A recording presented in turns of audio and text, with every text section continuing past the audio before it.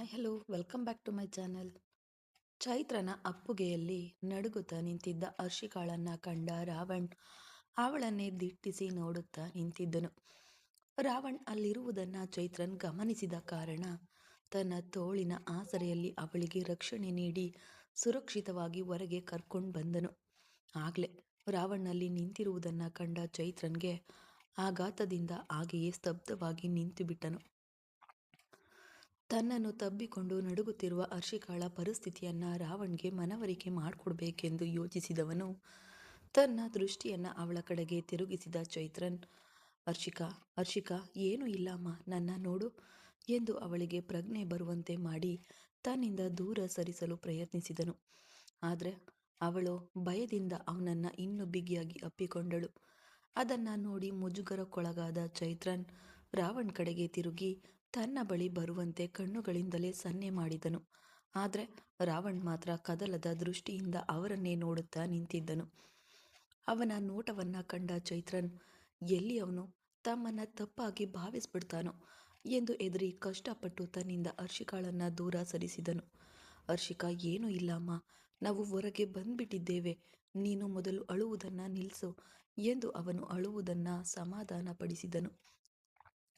ಆಗಲೇ ಸ್ವಲ್ಪ ನಿರಾಳಳಾದ ಹರ್ಷಿಕಾ ಕಣ್ಣುಗಳನ್ನು ಒರೆಸಿಕೊಂಡು ನೋಡಿದಾಗ ರಾವಣನ್ ಅಲ್ಲಿರುವುದನ್ನ ಕಂಡಳು. ವೇಗವಾಗಿ ಅವನ ಬಳಿಗೆ ಓಡಿ ಹೋದವಳು ಅವನನ್ನ ಅಪ್ಪಿಕೊಂಡು ಜೋರಾಗಿ ಅಳಲು ತೊಡಗಿದಳು. ಇದನ್ನ ಕಂಡ ಚೈತ್ರನ್ ಮನಸ್ಸಿಗೆ ಮುಳ್ಳಿನಿಂದ ಚುಚ್ಚಿದಂತಾಯಿತು. ಮಾರಣಾಂತಿಕ ನೋವನ್ನ ಕಣ್ಣುಗಳಲ್ಲಿ ಹೊತ್ತು ಚೈತ್ರನ್ ಅವರಿಬ್ಬರನ್ನ ನೋಡುತ್ತಾ ನಿಂತಿದ್ದ.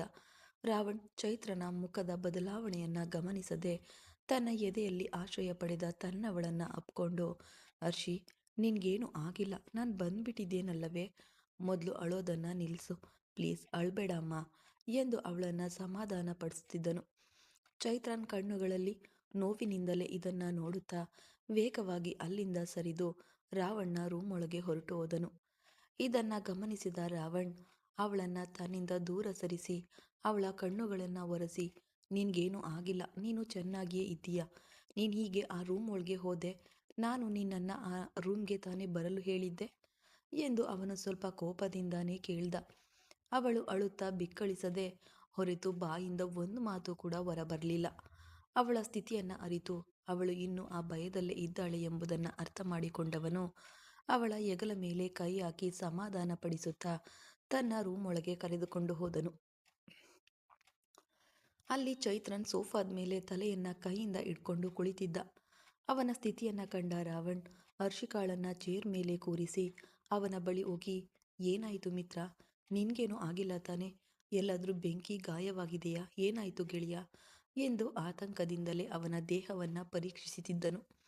ನನಗೇನು ಆಗಿಲ್ಲ ಆರ್ವಿ, ನಾನು ಚೆನ್ನಾಗಿಯೇ ಇದ್ದೇನೆ, ನೀನು ಮೊದಲು ಹರ್ಷಿಯನ್ನ ನೋಡು, ಅವಳೇ ತುಂಬ ಹೆದರಿರೋದು, ನಾನು ಹೋಗಿ ಡ್ರೆಸ್ ಚೇಂಜ್ ಮಾಡ್ಕೊಂಡು ಬರ್ತೇನೆ ಎಂದು ಹೇಳಿದವನು ರಾವಣ್ಣ ಪರ್ಸ್ನಲ್ ರೂಮ್ ಒಳಗೆ ಹೋಗಿ ರಾವಣ್ಣ ಬಟ್ಟೆಯೊಂದನ್ನು ಧರಿಸಿಕೊಂಡು ಅಲ್ಲಿಯೇ ತಾನು ಮಾಡಬೇಕಾದ ಕೆಲವು ಕೆಲಸಗಳನ್ನು ಮುಗಿಸಿ ಹೊರಗೆ ಬಂದನು. ಅಷ್ಟರೊಳಗೆ ಇಲ್ಲಿ ರಾವಣ್ ಹೇಗೋ ಹರ್ಷಿಕಾಳನ್ನ ಸಮಾಧಾನ ಪಡಿಸುತ್ತಿದ್ದನು. ಹೊರಗೆ ಬಂದ ಚೈತ್ರನ್ ಅವರಿಬ್ಬರನ್ನ ಒಮ್ಮೆ ನೋಡಿ ಅಲ್ಲಿಂದ ಹೊರಗೆ ಹೋಗಲು ಯತ್ನಿಸಿದಾಗ ರಾವಣ್ ಧ್ವನಿ ಅವನನ್ನ ತಡೆದು ನಿಲ್ಲಿಸಿತು.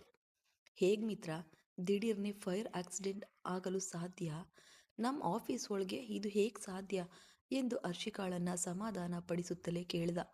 ಅವನ ಕಡೆಗೆ ತಿರುಗಿದ ಚೈತ್ರನ್ ಯಾವುದೇ ಭಾವನೆಗಳಿಲ್ಲದ ಮುಖದೊಂದಿಗೆ, ತಾನಾಗಿಯೇ ಬೆಂಕಿ ಹತ್ತಿಕೊಂಡಿಲ್ಲ ಆರ್ವಿ, ಮೊನಾಲಿ ತಾನೇ ಬೆಂಕಿ ಹಚ್ಚಿದ್ದು ಎಂದು ಹೇಳಿದನು.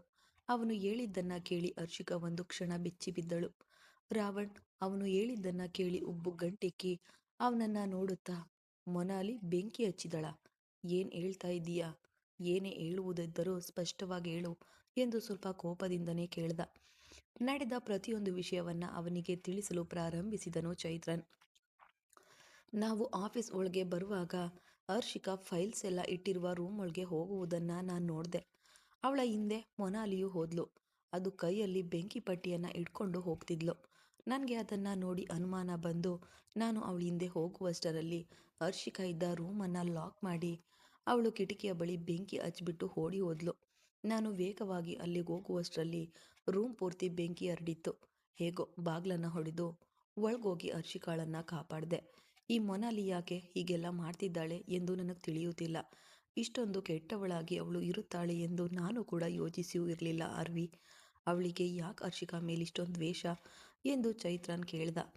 ರಾವಣ್ ಅವನು ಹೇಳಿದ್ದನ್ನ ಕೇಳಿ ದೇಹ ಬಿಗಿಗೊಂಡು ಬೇಟೆಯಾಡುವ ಸಿಂಹದ ಗಾಂಭೀರ್ಯದೊಂದಿಗೆ ನಿಂತಿದ್ದನು.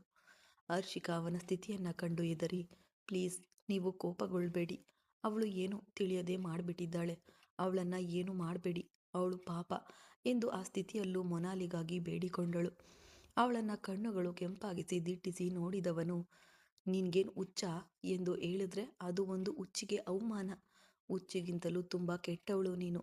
ಅವಳು ನಿನ್ನನ್ನು ಕೊಲ್ಲಲು ನೋಡ್ತಿದ್ದಾಳೆ, ಆದರೆ ನೀನು ಅವಳನ್ನು ಕಾಪಾಡಲು ಯೋಚಿಸ್ತಿದೀಯಾ? ನಿನ್ನ ತರಹ ಒಳ್ಳೆಯ ಮನಸ್ಸು ನನಗಿಲ್ಲ, ಇವತ್ತಿದೆ ಅವಳಿಗೆ ಎಂದು ಕೋಪದಿಂದ ಗರ್ಜಿಸಿದವನು ವೇಗವಾಗಿ ರೂಮಿನಿಂದ ಹೊರಗೆ ಹೋಗಲು ಯತ್ನಿಸಿದನು. ಹರ್ಷಿಕಾ ಬೇಡ ಎಂದು ತಡೆದು ಕಿರುಚುತ್ತಾ ಅವನ ಹಿಂದೆ ಹೋದಳು. ಆದರೆ ಅಷ್ಟರೊಳಗೆ ಅವಳನ್ನ ತಡೆದು ಹಿಡಿದ ಚೈತ್ರನ್, ಬೇಡ ಹರ್ಷಿಕಾ, ನೀನು ಅವನನ್ನು ತಡೆಯಲು ಪ್ರಯತ್ನಿಸಬೇಡ. ಇದನ್ನು ಹೀಗೆ ಬಿಟ್ಟರೆ ನಾಳೆ ಇದಕ್ಕಿಂತ ದೊಡ್ಡ ಸಮಸ್ಯೆಯಾಗಿ ಬಂದು ನಿಲ್ಬೋದು. ಅವಳು ಮಾಡಿದ ತಪ್ಪಿಗೆ ಅವಳಿಗೆ ಶಿಕ್ಷೆ ಸಿಗಲೇಬೇಕು, ಇಲ್ದಿದ್ರೆ ಅವಳು ಮತ್ತೆ ಮತ್ತೆ ತಪ್ಪು ಮಾಡುತ್ತಲೇ ಇರ್ತಾಳೆ ಎಂದು ಹೇಳ್ದ. ಇಲ್ಲ ಸರ್, ಅದು ಸರಿ ಹೋಗೋದಿಲ್ಲ. ಏನೇ ಇದ್ರೂ ಅವಳು ಒಬ್ಳು ಹುಡುಗಿ ಅಲ್ವಾ, ಅವಳಿಗೇನಾದರೂ ಆಯ್ತೆಂದರೆ ಅವಳ ಕುಟುಂಬಕ್ಕೆ ಅದು ಕಷ್ಟ. ಅವರನ್ನು ಸೇರಿಸಿಯೇ ಈ ಸಮಸ್ಯೆ ಬಾಧಿಸುತ್ತದೆ ಎಂದು ಹರ್ಷಿಕಾ ಹೇಳ್ತಿದ್ಲು. ಇಷ್ಟೊಂದು ಒಳ್ಳೆಯವರಾಗಿ ಇರಬಹುದಮ್ಮ, ಆದರೆ ಈ ಮಟ್ಟಿಗೆ ಒಳ್ಳೆಯವರಾಗಿ ಇರಬಾರ್ದು. ಅವಳು ನಿನಗೆ ಎಷ್ಟು ದೊಡ್ಡ ಕಷ್ಟವನ್ನು ಕೊಟ್ಟಿದ್ದಾಳೆ ನೋಡು, ಆದರೆ ನೀನು ಅವಳಿಗೆ ಒಳ್ಳೆಯದನ್ನೇ ಮಾಡಬೇಕು ಎಂದು ಯೋಚಿಸುತ್ತಿದ್ದೀಯ. ಇದು ನನ್ನ ಪ್ರಕಾರ ಅತ್ಯಂತ ದೊಡ್ಡ ಮೂರ್ಖತನ. ಆರ್ವಿ ಏನು ಮಾಡಿದ್ರೂ ಈ ವಿಷಯದಲ್ಲಿ ನಾನು ಅವನಿಗೆ ಸಪೋರ್ಟ್ ಆಗಿರ್ತೀನಿ. ಅದರಿಂದ ನೀನು ಅವನನ್ನು ತಡೆಯಲು ಪ್ರಯತ್ನಿಸಬೇಡ ಎಂದವನು ಹೊರಗೆ ಹೋದ. ಹರ್ಷಿಕಾ ಕೂಡ ಏನು ನಡೆಯುವುದೋ ಎಂಬ ಭಯದಲ್ಲಿ ರೂಮ್ನಿಂದ ಹೊರಗೆ ಬಂದಳು. ಅಲ್ಲಿ ಅವಳು ಕಂಡ ದೃಶ್ಯ ಅವಳಿಗೆ ಆಘಾತವನ್ನೇ ಉಂಟು ಮಾಡಿತು. ರಾವಣ್ ಕೋಪದಲ್ಲಿ ಹಲ್ಲು ಕಡಿಯುತ್ತಾ ಹೊರಗೆ ನಿಂತಿದ್ದ. ಅವನ ಎದುರು ನಿರ್ಲಕ್ಷ್ಯದಿಂದ ನಿಂತಿದ್ದಳು ಮೊನಾಲಿ. ರಾವಣ್ ತನ್ನನ್ನು ಹುಡುಕುವಾಗಲೇ ಅವನಿಗೆ ಎಲ್ಲ ವಿಷಯಗಳು ತಿಳಿದು ಹೋಗಿದೆ ಎಂಬುದು ಮೊನಾಲಿಗೆ ಅರ್ಥವಾಗಿತ್ತು. ಆದರೆ ಅವನಿಂದ ತನ್ನನ್ನು ಏನು ಮಾಡಲು ಸಾಧ್ಯ ಎಂಬ ಬೇಜವಾಬ್ದಾರಿತನದಿಂದ ಅವಳು ಮತ್ತೆ ಬಂದು ನಿಂತಿದ್ಲು. ಅವನನ್ನ ನೋಡುತ್ತಿದ್ದವಳು ರಾವಣ್ ಕೊಟ್ಟ ಹೊಡೆತಕ್ಕೆ ಅವಳು ದೂರ ಹೋಗಿ ಬಿದ್ದಳು. ಅದನ್ನು ಕಂಡು ಆಫೀಸ್ನಲ್ಲಿದ್ದವರೆಲ್ಲರೂ ಭಯದಿಂದ ಎದ್ದು ನಿಂತುಬಿಟ್ರು. ಮೊನಾಲಿ ಕೆನ್ನೆಯ ಮೇಲೆ ಕೈ ಇಟ್ಕೊಂಡು ರಾವಣನ್ನ ದಿಟ್ಟಿಸಿದವಳು ಮೆಲ್ಲನೆ ಎದ್ದು ಅವನ ಮುಂದೆ ಬಂದು ನಿಂತಳು. ಏನ್ ಬಾಸ್, ನಿಮಗೆ ಎಲ್ಲ ವಿಷಯವೂ ತಿಳಿದು ಹೋಗಿದೆ ಅನಿಸುತ್ತೆ. ಇಷ್ಟು ಬೇಗ ಕಂಡು ಹಿಡಿಯುತ್ತೀರಾ ಎಂದು ನಾನು ಅಂದ್ಕೊಂಡೇ ಇರಲಿಲ್ಲ. ನೀವು ತುಂಬ ಬ್ರಿಲಿಯಂಟ್ ತಾನೆ ಎಂದು ಅವಳು ಸೊಕ್ಕಿನಿಂದ ಹೇಳಿದ್ಲು. ಈ ಬಾರಿ ಅವಳ ಕೆನ್ನೆಯ ರುಚಿ ನೋಡಿದ್ದು ಚೈತ್ರನ್ ಕೈಗಳು. ಅವನು ತನ್ನನ್ನು ಹೊಡೆಯುತ್ತಾನೆ ಎಂದು ಕಿಂಚಿತ್ತೂ ನಿರೀಕ್ಷಿಸದ ಮೊನಾಲಿ ಏಯ್ ಎಂದು ಕೋಪದಿಂದ ಅವನನ್ನ ನೋಡಿ ಕಿರುಚಿದಳು. ಮತ್ತೆ ಅವಳ ಕೆನ್ನೆಗೆ ಒಂದು ಏಟು ಕೊಟ್ಟವನು ಅವಳ ಕುತ್ತಿಗೆಯನ್ನು ಹಿಡಿದು ಎತ್ತಿ ಗೋಡೆಗೆ ಅವಳನ್ನು ಒತ್ತಿ ಹಿಡಿದನು. ಛೀ, ನೀವೆಲ್ಲ ಒಂದು ಹೆಣ್ಣ, ಇಷ್ಟೊಂದು ಕೀಳ್ಮಟ್ಟವಾಗಿ ಇದೆಯಲ್ಲ, ಒಂದು ಜೀವನವನ್ನು ಕೊಲ್ಲುವಷ್ಟರ ಮಟ್ಟಿಗೆ ನಿನ್ನ ಕೋಪ ಅಂಥದ್ದೇನು? ಆ ಹುಡುಗಿ ನಿನಗಂಥದ್ದೇನು ಮಾಡಿದ್ದಾಳೆ, ಅದಕ್ಕೆ ನಿನಗೆ ಅವಳ ಮೇಲೆ ಇಷ್ಟೊಂದು ದ್ವೇಷ ಎಂದು ಅವನ ಕಣ್ಣುಗಳು ಕೆಂಪಾಗಿ ಹಲ್ಲುಗಳನ್ನು ಕಟಕಟ ಎಂದು ಕಡಿಯುತ್ತಾ ಅವಳ ಕುತ್ತಿಗೆಯನ್ನು ಹಿಂಸಿಸುತ್ತಿದ್ದಾಗ ಮೊನಾಲಿಗೆ ಉಸಿರೇ ನಿಂತು ಹೋಗುವಂತಾಗಿ ಕಣ್ಣುಗಳೆರಡು ಮೇಲೇರಿದವು. ಅವನ ಕೈಯನ್ನು ಅವಳು ತಡೆಯಲು ಎಷ್ಟೋ ಪ್ರಯತ್ನಿಸಿದರೂ ಅದು ಸಾಧ್ಯವಾಗದೆ ಹೋಯಿತು. ಅವಳು ಪ್ರಜ್ಞೆ ತಪ್ಪುವ ಸ್ಥಿತಿಗೆ ತಲುಪಿದಳು. ವೇಗವಾಗಿ ಅಷ್ಟರೊಳಗೆ ಅಲ್ಲಿಗೆ ಬಂದ ಹರ್ಷಿಕಾ ಅವನನ್ನು ಎಳೆದು, ಸರ್ ಪ್ಲೀಸ್, ಯಾಕೀಗೆಲ್ಲ ಮಾಡ್ತಿದ್ದೀರಿ? ಅವಳಾಗೆ ಮಾಡಿದ್ಲು ಎಂದು ನಾವು ಅದೇ ರೀತಿ ಮಾಡಿದ್ರೆ ಅವಳಿಗೂ ನಮಗೂ ವ್ಯತ್ಯಾಸವೇನಿರುತ್ತೆ? ಬಿಡಿ, ಮೊದಲು ಅವಳನ್ನು ಬಿಟ್ಬಿಡಿ ಎಂದು ಹರ್ಷಿಕಾ ಹೇಳಿದ್ಲು. ಅವನು ಮಾಡಿದ್ರಲ್ಲಿ ಏನು ತಪ್ಪಿದೆ ಹರ್ಷಿ? ಅವಳು ನಿನ್ನನ್ನು ಕೊಲ್ಲಲು ಪ್ರಯತ್ನಿಸ್ತಿದ್ದಾಳೆ. ಇದು ಎಷ್ಟು ಕೆಟ್ಟ ವಿಷಯ ಗೊತ್ತಾ? ಒಂದು ವೇಳೆ ಅವಳು ಮಾಡಿದ ಕೆಲಸದಲ್ಲಿ ನಿನ್ಗೇನಾದರೂ ಆಗಿದ್ರೆ ನನ್ನ ಪರಿಸ್ಥಿತಿ ಏನಾಗ್ತಿತ್ತು ಎಂದು ಯೋಚಿಸಿ ನೋಡಿದೀಯಾ ನೀನು ಎಂದು ರಾವಣ್ ಮೊನಾಲಿಯನ್ನು ಉಗ್ರವಾಗಿ ದಿಟ್ಟಿಸುತ್ತಾ ಹರ್ಷಿಕಾ ಬಳಿ ಕೇಳ್ದ. ಹರ್ಷಿಕಾಳಿಗೆ ಅವನ ಈ ಪ್ರಶ್ನೆಗೆ ಯಾವುದೇ ಉತ್ತರ ನೀಡಲು ಸಾಧ್ಯವಾಗಲಿಲ್ಲ. ಗಂಟಲ್ ಮೇಲೆ ಕೈ ಇಟ್ಕೊಂಡು ಕೆಮ್ಮುತ್ತಾ ಹರ್ಷಿಕಾಳನ್ನ ಎಳನವಾಗಿ ನೋಡಿದ ಮೊನಾಲಿ, ಏನ್ ಜೀವ ಉಳಿಸ್ಕೊಂಡು ಬಂದ್ಬಿಟ್ಯೇನೆ? ನೀನನ್ನು ಸಾಯಿಸಬೇಕು ಎಂದು ಪ್ರಯತ್ನಿಸಿದ್ರೆ ಇಷ್ಟು ಸುಲಭವಾಗಿ ಬದುಕ್ಬಿಟ್ಟೆ. ನೀನೆಲ್ಲ ಬದುಕುವುದಕ್ಕೆ ಅರ್ಹತೆ ಇಲ್ಲದವಳು. ನಿನ್ನ ಜೀವನವನ್ನು ಕಿತ್ತುಕೊಳ್ಳಲು ಯೋಚಿಸುವ ನೀನು ಬದುಕಿರಲೇಬಾರದು, ಸತ್ ಹೋಗು ಎಂದು ಮತ್ತೆ ಮೊನಾಲಿ ಹರ್ಷಿಕಾಳನ್ನು ಆಕ್ರಮಿಸಲು ಬಂದಳು. ಅಷ್ಟರೊಳಗೆ ಮಧ್ಯ ನುಗ್ಗಿದ ರಾವಣ್ ಮತ್ತೆ ಅವಳನ್ನು ಎಳೆದು ತಳ್ಳಿದಾಗ ಗೋಡೆಗೆ ಮುಟ್ಟಿ ಕೆಳಗೆ ಬಿದ್ದಳು. ಆ ಸ್ಥಿತಿಯಲ್ಲೂ ಅವಳು ರಾವಣನ್ನ ದಿಟ್ಟಿಸುತ್ತಿದ್ಲು. ಆ ಸಮಯದಲ್ಲಿ ಆಫೀಸ್ ಒಳಗೆ ಪೊಲೀಸರು ಪ್ರವೇಶಿಸಿದರು. ಹರ್ಷಿಕಾ ಅವರನ್ನ ಅರ್ಥವಾಗದಂತೆ ನೋಡಿದಳು.